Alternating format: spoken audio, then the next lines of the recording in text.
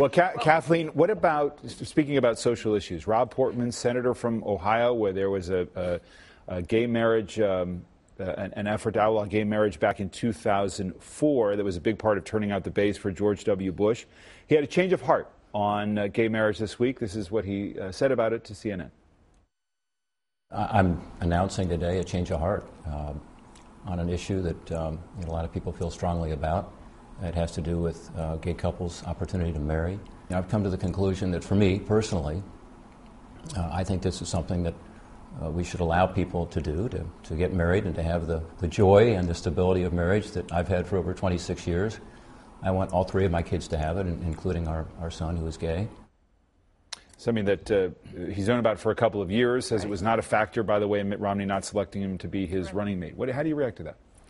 Well, I think there's just a sea change, obviously, in gay rights, and I'm very excited about that. And I think as more and more people are comfortable saying my child is gay, my best friend is gay, my niece, my nephew are gay, it's going to change, and it is changing. And I think it's a wonderful opportunity. America is saying we're going to allow everybody to come in, everybody to be able to participate, and I think that's very, very exciting. I would say about the question about the Republican Party talking about growth, I mean, just to go back to the other issue, growth really could occur, as Keynes pointed out, by actually spending government money. I mean, you can see what has happened in England when everybody's practiced austerity.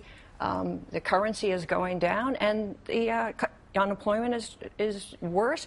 So I don't know if the Republicans are really interested in growth if they're not actually saying, let's spend money now. This is our biggest challenge. To the governor's, I want to stay on the gay marriage issue, though, if I can, because I want your reaction to both of it. Is it, Governor Walker, is it a civil rights issue? Do you sense a sea change in the Republican Party on this issue? Well, I think the senator's announcement made the topic timely. But in our state, I mean, it was in the Constitution. Years ago, they made a similar change to what you talked about in Ohio. It really is an issue. It didn't come up in my 2010 election. Didn't come in 2012. But you said it's generational. I think it is. Are younger conservatives more apt to see marriage equality as something that is, what they believe, that is basic, rather than as a disqualifying issue?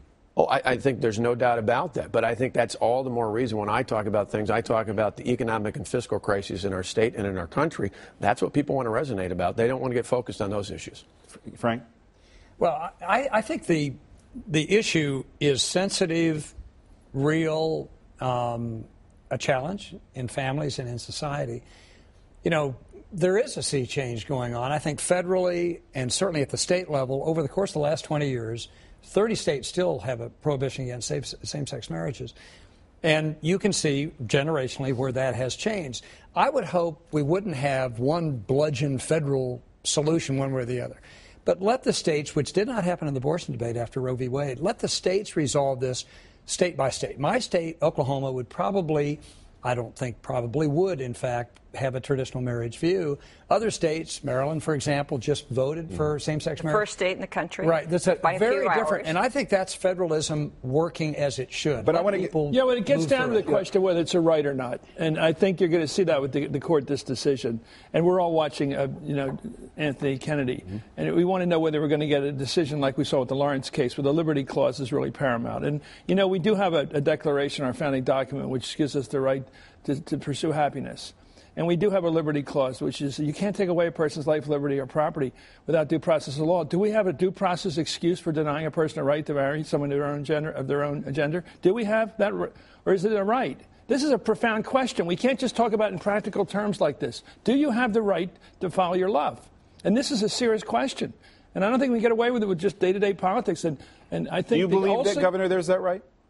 Well, the interesting on the generational standpoint is I've had young people ask me, I think an appropriate question is not expanding it to include folks who are not one man and one woman, but rather questioning why the government's sanctioning it in the first place. I mean, that would be the alternative, say, not have the government sanction marriage, period, and leave that up to the churches and the synagogue and others to define that. Well, you can't get away because we have issues of Social Security payments and all kinds of things involved in that. Well, and rights of prisoners and rights of people in the military. You have to recognize spousal rights. As the youngest person on this panel, I think it is generational. People like like Will Portman, are a lot more comfortable living their truth today than people were 20, 30, 40 years ago. But I also think it's a personal choice. And as Republicans, we are the party of personal freedom, of family values. I think it's a personal choice for everybody and an issue of tolerance.